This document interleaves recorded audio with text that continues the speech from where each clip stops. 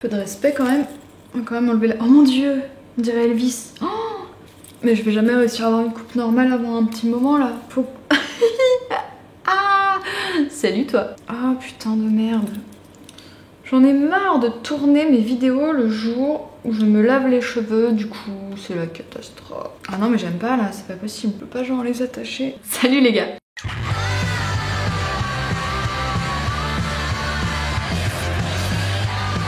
Alors attention, soyons clairs, je ne dis pas que je me suis trouvée capillairement. Je vous retrouve aujourd'hui dans une vidéo et je ne sais pas trop comment je vais l'appeler puisque j'en ai un petit peu marre des vidéos favoris parce que ça me permet pas de vous parler de choses plus nuancées, des choses que j'ai testées, j'ai un avis dessus qui est pas forcément un flop et tout, mais comme c'est ni vraiment un favori ni un flop, ça me permet pas de vous en parler, donc j'ai envie plus de vous parler de j'ai vu, j'ai testé, enfin mes découvertes au global mais pas forcément mes favoris. Donc voilà, je tente, j'espère que ça va vous plaire parce que j'ai envie de vous parler pas mal de choses et ça rentrait pas forcément dans une catégorie et je me suis dit allez je m'en fous, je fais une vidéo comme je le sens, et il y a un poil de chat sur l'objectif, je fais une vidéo comme je le sens et en espérant que ça vous plaise. Première découverte, il s'agit de ceci. Qu'est-ce que c'est? Ce sont des graines germées, je ne sais pas si vous connaissez le principe, enfin vous connaissez forcément parce que c'est quand même quelque chose de très banal de mettre des petites graines dans de l'eau et de les faire pousser. Moi j'ai découvert ce truc là en l'achetant d'abord en barquette, je vous avais montré d'ailleurs dans mon vlog de Rose Carpet où je m'en mets un petit peu sur ma salade et j'adore ça, avec mon copain on en rajoute sur le boboon végétal qu'on fait, enfin on adore ça et je me suis dit que ce serait quand même hyper simple d'en faire parce qu'à chaque fois j'ai acheté 2 ou 3 fois la barquette avec plusieurs graines germées et à chaque fois il y a la moitié qui est partie à la poubelle parce qu'on fait pas forcément assez de salade et je trouvais ça très dommage. Il y a plus d'1 an, je me souviens que Héloïse Monchablon de la chaîne Easy Blush avait testé de faire germer elle-même ses graines. Donc quand je suis tombée sur un petit sachet de graines à germer d'alfalfa, donc à mon bio c'est bon, je me suis dit allez je tente le coup, ce sera forcément plus économique. Ça fait 2-3 fois que je fais germer des graines et ce que vous voyez là dans le germoir c'est l'équivalent d'une cuillère à soupe de petites graines comme celle-ci. Donc c'est extrêmement économique, bien plus que de l'acheter comme je le faisais avant, ce qui était un petit peu ridicule. D'ailleurs vous m'aviez tous dit mais si c'est hyper simple à faire, vas-y fais-en et tout. Donc voilà, je vous ai écouté et le petit germoir en verre je l'ai acheté chez Nature et Découverte parce que je le trouvais joli. En revanche il n'est pas hyper pratique. Donc ceux des magasins bio ils sont un peu en plastique, ils sont verts et tout ça, je les trouve vraiment pas terribles et ils sont peut-être plus pratiques. Donc j'ai choisi l'esthétique parce que c'est quand même quelque chose qui reste dehors sur mon plan de travail et je voulais pas d'un truc moche en plastique dehors, c'est mon choix. À vous de faire le vôtre. Que à mon bio c'est bon, il y a que ce sachet de graines d'alfalfa et de fenugrec aussi, et je crois que c'est un truc qui fait un peu grossir, enfin qui aide à prendre du poids, donc je vais éviter de prendre celui-ci. Je commence dans le domaine donc je vais vraiment me renseigner à ce sujet. La deuxième chose que j'ai découverte récemment et dont je voulais vous parler, c'est une chaîne YouTube et en fait je l'ai découverte il y a longtemps mais j'avais regardé comme ça parce qu'il y avait Sophie Rich qui avait participé et que je l'aime bien donc j'avais regardé qu'elle. Et finalement récemment je me suis abonnée, il s'agit de la chaîne de Léa Bordier, donc qui est apparemment une ancienne nana de Mademoiselle, la chaîne, donc un peu comme Marion Séclin, Sophie Rich et tout. Et qui ont, enfin je dis et tout, ça peut paraître hyper dédaigneux mais c'est plus parce que je trouve qu'elles ont quand même tout un peu un humour commun décalé de nana un peu cool mais en même temps assez engagée et voilà, donc c'est pour ça que je disais et tout. Je préfère me justifier, que ce soit pas mal pris. C'est également elle qui a réalisé le documentaire Les Internets, je ne sais pas si vous l'avez vu, qui traite de la place des femmes sur internet. Et elle a également une série de vidéos qui s'appelle Cher Corps, que je trouve extrêmement intéressante, où elle interviewe des jeunes filles qui parlent de leur rapport au corps et c'est toujours très intime sans être non plus voyeuriste. Les nanas sont justement toutes à parler voilà, de leurs démons, de comment elles se sont pris la tête. Je l'avais très mal fait mais quand je vous avais parlé de mon arrêt de fond de teint pour diminuer un petit peu le maquillage etc. et surtout arrêter de me cacher, et bien justement je m'étais en quelque sorte un petit peu livrée sur des trucs comme ça un peu ridicules que j'ai pu faire et sur mes complexes. Et là elles le font vraiment vis-à-vis de leur corps, de leur ressenti, de comment les autres perçoivent leur corps, des choses horribles qu'on a pu leur dire, des choses gentilles qu'on a pu leur dire, de ouais, la drague de rue, de machin, bref c'est assez varié et il y a pour le moment 22 vidéos dans cette catégorie. Et au début j'ai regardé que 2 nanas que je connaissais, donc Sophie Rich et Margot qui est une autre jeune fille qui travaille chez Mademoiselle, et en fait je me suis rendu compte que je trouvais ça hyper intéressant même avec des nanas que je ne connaissais pas parce que c'est très bien filmé, très bien monté et les questions doivent être super pertinentes vu que les réponses le sont. Donc je vous conseille à 100% d'aller voir cette chaîne et de vous abonner, je trouve que c'est une bouffée d'air frais sur YouTube et ça fait du bien. J'ai également assisté au concert des Foo Fighters à Bercy et c'était tellement magique. Je les avais déjà vus à Rock en Seine il y a un bon moment, je crois que c'était en 2011, un truc comme ça, mais à l'époque j'écoutais pas tant que ça et je connaissais peu de titres vraiment par cœur, mais j'avais adoré le concert et du coup maintenant que je connais tout par cœur, j'avais tellement hâte d'y retourner. Et c'est pour moi tellement rare d'apprécier un concert quand on connaît pas les chansons.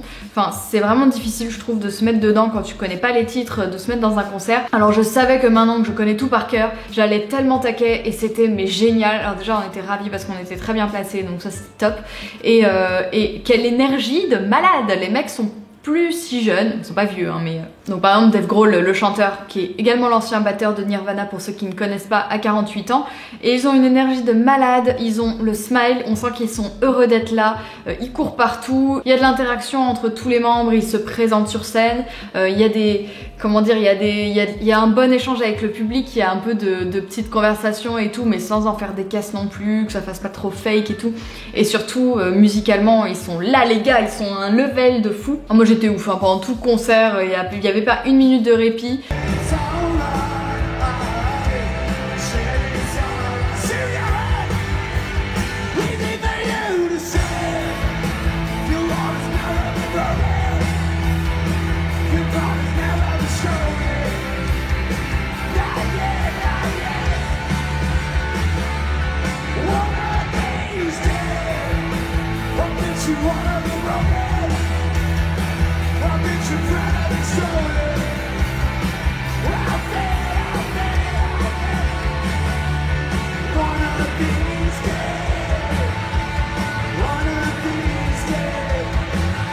Et ouais, ça fait vachement bien de voir un concert comme ça où tout est réuni, l'ambiance, les titres, la qualité des musiciens, la longueur du set parce que ça a duré quasiment 2h20 sans pause, en mode rappel et tout. D'ailleurs Dave Grohl a sorti « Ah nous on fait pas ces merdes là de se barrer, de revenir, on fait pas ces trucs, nous on joue jusqu'au bout ». Donc le concert des Foo Fighters, une tuerie, une belle tuerie. Autre chose un peu spéciale dont je voulais vous parler également, que j'ai reçu et j'ai été quand même assez agréablement surprise de l'efficacité du concept. Il s'agit de cette petite chose. Alors, à votre avis, qu'est-ce que c'est que cette petite chose? Il s'agit de Dodo, qui est donc un petit palais qui est censé t'aider à t'endormir. Alors, moi, je n'avais jamais de problème de sommeil jusqu'à... je crois que j'ai le blog. C'est un peu gênant, mais en gros je suis tellement à me ressasser les trucs en tête, à me dire ah il faut que je fasse ça, il faut que je tourne cette vidéo, mais il faut que je commence par celle-là, il faut que je sorte celle-ci, que quand il y a des soirs où j'ai pas forcément envie de dormir, et bien je me mets à penser à ça et j'arrive plus à m'arrêter et j'arrive pas à m'endormir avant des heures. Et quand du coup Dodo m'a proposé de m'envoyer le truc pour l'essayer, j'avais déjà entendu parler de ce produit et honnêtement j'étais pas hyper convaincue. Je me suis dit bon pourquoi pas tester, je les ai bien prévenus que si je trouvais que c'était pas efficace j'en parlerais pas. Là j'ai pas encore assez de recul pour vous dire c'est extraordinaire, c'est génial, parce qu'il n'y a pas eu assez de soirs où j'ai fait des insomnies, mais c'est arrivé quand même 3-4 fois, et les 3-4 fois je me suis endormie assez vite. Alors est-ce que c'est une coïncidence? Je ne sais pas encore. Donc comment ça marche? En fait c'est un petit palais comme ça. Tu appuies dessus une fois pour lancer, oh la mise au point est impossible, pour lancer en fait une sorte de halo comme ça qui va venir diffuser au plafond donc une lumière assez douce. Donc quand tu appuies une fois, tu es sur le premier mode qui diffuse ce halo pendant 8 minutes et quand tu appuies 2 fois, ça le lance pendant 20 minutes si tu en as besoin. Et quand tu appuies longtemps, ça l'éteint. Donc rien de compliqué, il est posé à côté de ma table de chevet et ça fait plusieurs fois que j'ai appuyé dessus pour diffuser le halo. Donc à chaque fois j'ai fait les 8 minutes et le but c'est de caler sa respiration au maximum sur ce halo. Alors si je me souviens bien, il faut inspirer quand ça se diffuse et expirer quand ça sort ou le contraire, je sais plus. Mais en tout cas il faut se caler dessus. Personnellement j'ai trouvé que les halos étaient un petit peu trop espacés et moi j'étais un peu là genre...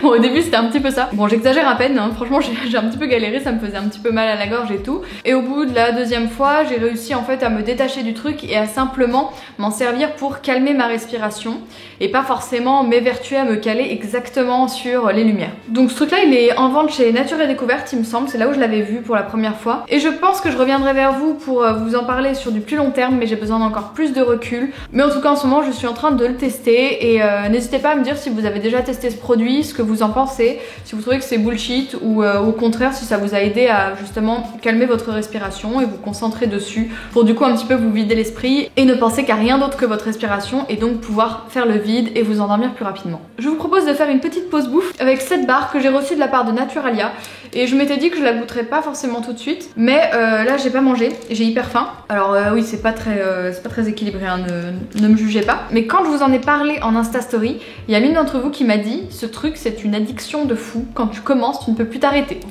Donc j'ai envie de tester. Voilà, petite interlude culinaire au milieu de la vidéo. Cette vidéo n'a aucun sens et je l'assume pleinement. Ah oui, en fait c'est parce que Naturalia a ouvert plusieurs magasins 100% vegan dans Paris. Et du coup, pour l'occasion, même si bon, ils savent que je suis pas végane, hein, ils m'ont envoyé un petit échantillon de leurs produits vegan qui seront disponibles en magasin.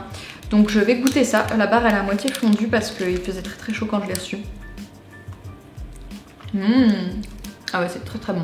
Maintenant c'est du chocolat au lait vegan. Parce que moi, tous les chocolats au lait vegan que j'ai goûté, je les ai trouvés dégueulasses. Gianduja chocolat, noisette entière, pâte de noisette, beurre de cacao, extrait de vanille. C'est trop bon. Il faut que j'arrête. Ouais, arrête. Bon bah les véganes et les pas véganes, je vous conseille cette barre. Elle est hyper bonne. Et je me disais que j'allais quand même vous parler aussi de l'autre tablette de chocolat que j'ai trop kiffé. Il s'agit de chocolat noir à la fleur de sel que j'ai également eu dans le petit tote bag que Naturalia m'avait envoyé. Une tuerie ce truc.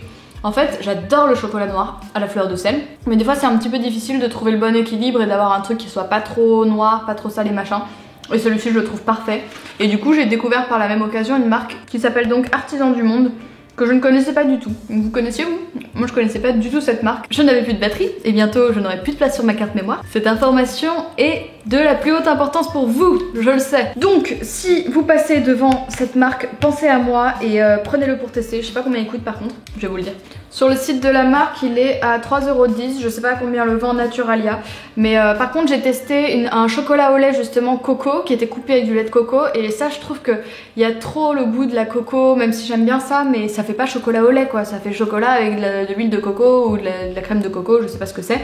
Mais en tout cas celui-ci, voilà, ça fait pas chocolat vegan avec le goût un peu chelou qu'on peut trouver dans certains chocolats vegan. Selon moi. Autre petite chose dont je voulais vous parler, il y a quelques temps dans une vidéo je vous ai dit que c'était mort, les parfums naturels à la composition plus naturelle que les parfums qu'on peut trouver chez Sephora ou chez des artisans parfumeurs. C'était fini pour moi parce que je ne trouvais pas et qu'à chaque fois c'était des senteurs qui ne me convenaient pas, dans le sens où ça a soit une senteur un peu de monoeil, soit ça sent les agrumes, soit ça sent les fruits, les machins, et moi j'aime pas ça. Du coup comme je dis ça, il y a plusieurs marques qui sont venues me voir en me proposant de tester leurs parfums et je sais que je ne remplacerai pas mes parfums que j'utilise en ce moment par des parfums naturels, mais j'ai accepté de recevoir quand même une marque parce qu'ils proposaient des échantillons, parce que je voulais pas couler sous les produits, qui s'appelle Philite, ça s'écrit comme ça. Et franchement, en plus j'étais vraiment en mode sceptique, genre on va bien voir s'ils pensent qu'ils vont me convaincre, etc. Et en fait ils m'ont envoyé 3 petits échantillons.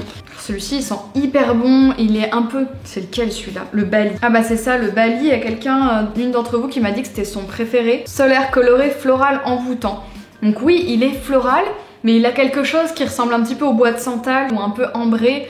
Et ça je trouve ça vraiment hyper agréable. Je pense pas que je remplacerai complètement mon parfum par celui-ci, mais là on est vraiment sur une catégorie de parfums naturels qui ressemblent à des parfums conventionnels. Donc ça c'est le Cyclade. Oh, je suis incapable de vous décrire les odeurs de toute manière, hein. C'est mort, il faut vraiment que vous testiez. D'ailleurs les 3 petits échantillons là ils sont disponibles à la vente, je sais plus combien ça coûte.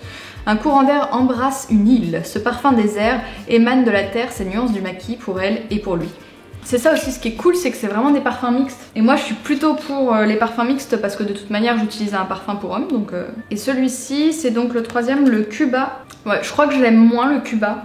Si je devais vous en conseiller un, ce serait peut-être le Bali en premier. Vibrant, pétillant, boisé, fumé. Note festive tissée en un parfum généreux et puissant pour lui et pour elle. Honnêtement, je pense que je mettrais le Bali en premier, le Cyclade en 2e et le Cuba, je l'aime un petit peu moins. Je sais pas s'ils ont des points de vente physiques, si vous pouvez aller sentir les parfums avant de les acheter parce que c'est quand même un peu difficile. En fait le Cyclade il est plus un petit peu frais et pourtant c'est plus ce que j'ai l'habitude de porter, et le Bali il est plus un peu solaire et floral. En tout cas ça sent hyper bon, je suis vraiment contente. Je remercie Philippe d'avoir quand même tenté le coup, même si j'avais dit que c'était un peu fini pour moi les parfums naturels. Là, vous êtes plusieurs à me demander parfois quel parfum naturel je pourrais vous conseiller, et jusqu'à maintenant je ne pouvais pas vous en conseiller parce que je n'en aimais aucun.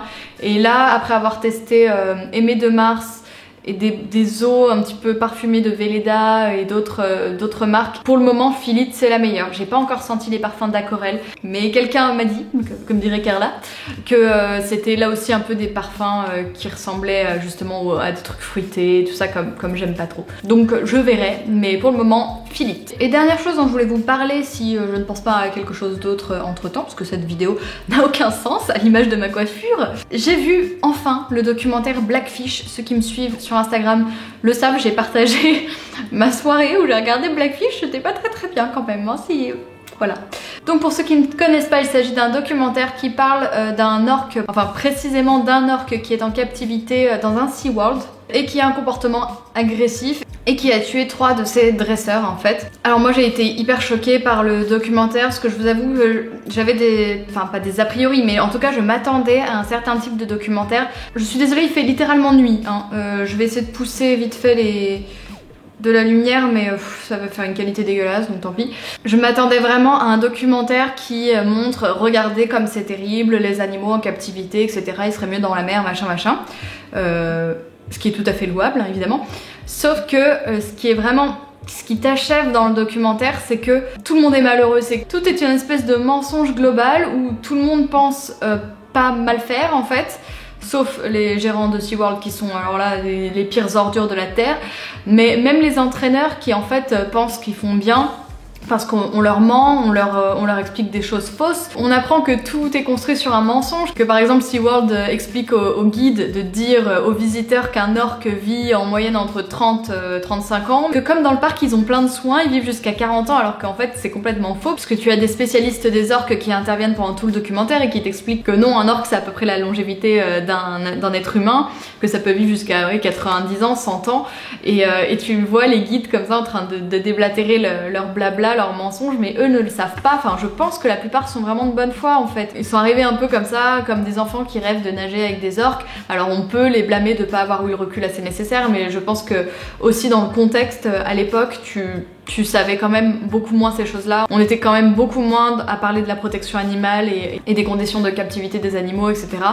Et il m'a choqué ce film, franchement j'ai eu les larmes qui sont montées au moins 4 ou 5 fois pendant le documentaire, c'était horrible. Et la pire chose en fait qu'ils font également, c'est que au lieu... Alors attention, je vais pas dire que voilà il fallait tuer l'orque quand il a commencé à être agressif, puisque de toute manière il a commencé à être agressif parce qu'il a été en captivité et parce que c'est pas son état naturel. Mais selon les règles actuelles, si un orque est agressif, il aurait dû se faire tuer, et SeaWorld a fait tout le contraire en fait. C'est devenu, le pauvre orque est devenu une espèce de banque du sperme, et puis quasiment tous les SeaWorld du monde ont du sang de ce pauvre orque. Donc voilà, ce documentaire est à voir. J'ai été très choquée par tout en fait, par le mensonge, par les horreurs des mecs derrière de SeaWorld qui ont osé dire que c'était de la faute de la dresseuse si elle était morte quoi, parce qu'elle avait une queue de cheval et que ça l'aurait désorientée, machin, mais n'importe quoi, enfin c'est ignoble. Pendant tout le truc j'étais là, oh, mais ils sont horribles putain, enfin c'était horrible. Enfin c'est un documentaire quand même à voir pour permettre d'ouvrir les yeux. Moi par exemple c'est vrai que j'aime bien les aquariums, je suis souvent allée voir les aquariums des villes, j'y étais encore d'ailleurs à Lisbonne la dernière fois, même si justement j'avais pas prévu d'y aller parce que je commence à avoir du mal avec tout ça, et quand j'ai vu Blackfish et que j'ai terminé mon montage de mon voyage là au Portugal et que j'ai revu l'aquarium, j'étais là putain je me sens pas très bien quoi. Je me sens pas très bien d'avoir participé à ça, même s'il n'y a pas de show, il y a quand même des loutres qui sont dans un bassin qui est pas très grand. Voilà, c'est quand même un petit peu difficile. Je sais pas si j'arrêterai complètement d'aller dans des eaux ou dans des aquariums, mais c'est vrai que là je commence un petit peu à avancer, à progresser sur ce sujet-là, parce que ouais, je suis de plus en plus mal à l'aise avec ça, et là Blackfish c'est horrible. Et aussi il disait que l'aileron, un peu comme Sauver Willy, que l'aileron qui est courbé en fait c'était un peu genre une famille d'orques qui était comme ça, et voilà. Mais en fait pas du tout, il n'y a aucune orque dans l'océan qui a l'aileron courbé en fait, c'est que quand ils sont en captivité qu'ils sont comme ça. Enfin bref, donc ouais, ça m'a un peu traumatisée. Et pour ceux qui sont pas forcément, même si je pense que c'est un peu difficile, pour ceux qui sont pas forcément très sensibles à la question voilà, des animaux, de la protection des animaux, le documentaire est intéressant de tout point de vue en fait. Du point de vue humain, enfin ou justement le manque d'humanité des humains, ou la crédulité d'autres humains, et l'horreur faite à ces animaux. Donc documentaire à voir que j'ai vu sur Netflix, et d'ailleurs du coup je me suis fait un peu d'autres documentaires, mais j'ai pas trouvé de documentaires foufou. Est-ce que vous pouvez me conseiller des documentaires sur Netflix de préférence, parce que du coup l'accès est facile, mais j'aimerais bien voir des documentaires aussi impactants là que Blackfish, pas forcément engagés, mais des trucs vraiment intéressants et enrichissants, donc à vos claviers. Punchline des années 80. Et merci d'avance. Je pense que c'est tout, avant qu'il fasse nuit noire alors qu'il est 15h30. J'espère que cette vidéo un petit peu bordélique vous aura plu, parce que à chaque fois je suis agréablement surprise de vos commentaires quand je parle d'autre chose que de beauté. Vous êtes contents, vous trouvez ça intéressant, ça vous plaît, donc tant mieux, parce que j'ai toujours peur que ce soit extrêmement casse-gueule. Donc merci pour ça, et n'hésitez pas à me dire si vous voulez que je continue un petit peu des choses comme ça et que je vous parle de plein de choses variées. On dirait que j'ai un mulet là, c'est ignoble.